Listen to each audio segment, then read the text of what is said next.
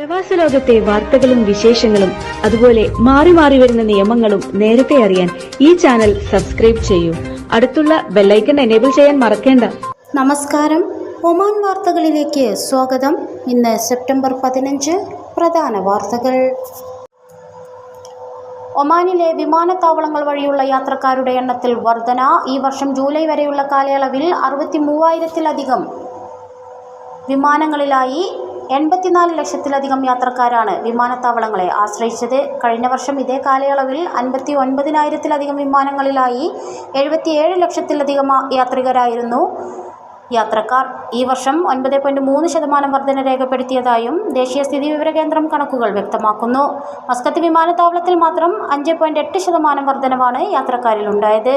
ആഭ്യന്തര വിമാനയാത്രക്കാരിലും വർധനവുണ്ടായതായി കണക്കുകൾ വ്യക്തമാക്കുന്നു. ബുറൈമി ഗവർണറേറ്റിൽ കാരവന് തീപിടിച്ച് സുനൈനാഹ് പ്രദേശത്തായിരുന്നു സംഭവമെന്ന് സിവിൽ ഡിഫൻസ് ആൻഡ് ആംബുലൻസ് വിഭാഗം പുറത്തിറക്കിയ അറിയിപ്പിൽ പറയുന്നു.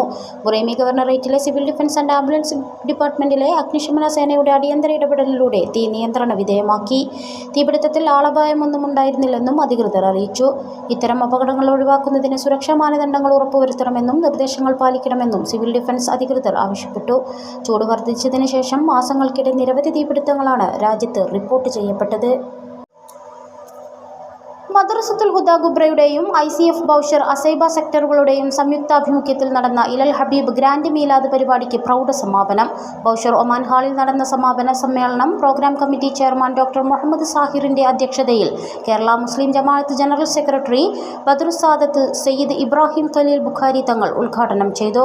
ഡോക്ടർ ജുനൈദ് ജൗഹരി അൽ അസ്ഹരി കൊല്ലം മുഖ്യ പ്രഭാഷണം നടത്തി. ഹാഫിസ് ജാബിർ സഖാഫി ബുറുദ ആസ്വാദനത്തിന് നേതൃത്വം നൽകി. ഉത്രാടപ്പാച്ചിൽ കഴിഞ്ഞു. ഇന്ന് തിരുവോണം.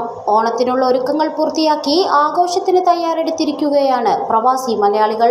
ഇക്കുറി ഓണം അടിച്ചുപൊളിക്കാനാണ് തീരുമാനം. ഇന്ന് പൊതു അവധി ദിനമായതിനാൽ ആഘോഷങ്ങൾക്ക് മാറ്റുകൂടും. വാരാന്ത്യ അവധി ദിനമായതിനാൽ കഴിഞ്ഞ 2 ദിവസങ്ങളിലായി വ്യത്യസ്ത ആഘോഷ പരിപാടികൾ തുടരുകയാണ്.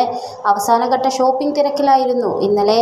സദ്യയ്ക്കുള്ള സാധനങ്ങൾ ഒരുക്കാനും വസ്ത്രമെടുക്കാനും പൂക്കൾ വാങ്ങുന്നതിനുമുള്ള ഓട്ടത്തിലായിരുന്നു എല്ലാവരും. ഹൈപ്പർ മാർക്കറ്റുകളിലും സൂപ്പർ മാർക്കറ്റുകളിലും തിരക്കനുഭവപ്പെടുന്നുണ്ടായിരുന്നു.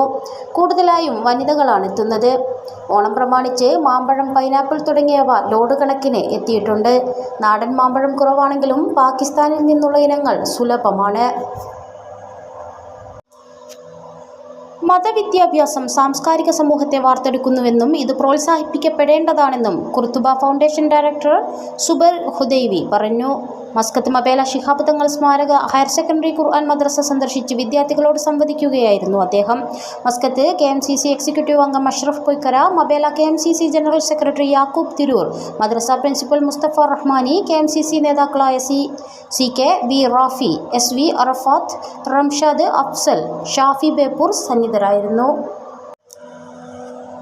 ഖരീഫ് സീസണിന്റെ ഭാഗമായി നടന്ന സലാല മൗണ്ടൻ ബൈക്ക് റേസിന്റെ 4ാം പതിപ്പിൽ ഒമാനി സൈക്ലിംഗ് താരം ഷബാബ് അൽ ബലൂഷി ചാമ്പ്യനായി. ഒമാൻ സൈക്ലിംഗ് ഫെഡറേഷന്റെ സഹകരണത്തോടെ ദോഫാർ നഗരസഭയാണ് മത്സരം സംഘടിപ്പിച്ചത്. സാംസ്കാരിക കായിക യുവജന മന്ത്രാലയവും പങ്കാളികളായി. ഷബാബ് അൽ ഖംഷൂയി 2ാം സ്ഥാനത്തും ഹിലാൽ അൽ ഷഹൂമി 3ാം സ്ഥാനവും കരസ്ഥമാക്കി. വിവിധ മേഖലകളിൽ നിന്നുള്ള സൈക്ലിംഗ് താരങ്ങൾ ജനറൽ, അണ്ടർ 23 വിഭാഗങ്ങളിലായി മത്സരത്തിൽ പങ്കെടുത്തു. 40 വയസ്സിന് മുകളിലുള്ളവർക്കും പ്രത്യേകം മത്സരമൊരുക്കിയിരുന്നു. സ്ത്രീകൾക്കായും മത്സരങ്ങൾ സംഘടിപ്പിച്ചിരുന്നു. 6 കിലോമീറ്റർ വീതമുള്ള 3 റൂട്ടുകളായിരുന്നു മത്സരം. ജേതാക്കൾക്ക് Oman cycling federation president Khalifa bin Khamis സമ്മാനങ്ങൾ വിതരണം ചെയ്തു. നിരോധിത കാലയളവിൽ കിങ്ഫിഷ് പിടികൂടിയവർക്കെതിരെ നടപടിയുമായി കാർഷിക മത്സ്യബന്ധന ജലവിഭവ മന്ത്രാലയം. അൽവുസ്ത ഗവർണറേറ്റിലെ ഫിഷ് കൺട്രോൾ ടീമാണ് ദുഃഖം വിലായത്തിൽ നിന്നും 500 കിലോഗ്രാം അയക്കൂറ കണ്ടെത്തിയത്.